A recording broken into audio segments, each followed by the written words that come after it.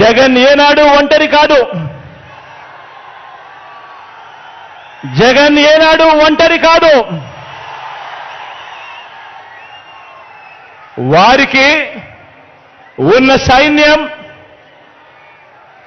వారి పొత్తులైతే, వారికున్న సైన్యం వారికున్న పొత్తులైతే, వారి ఎల్లో పత్రికలైతే, వారి ఎల్లో టీవీలైతే, నాకున్న తోడేమిటో తెలుసా?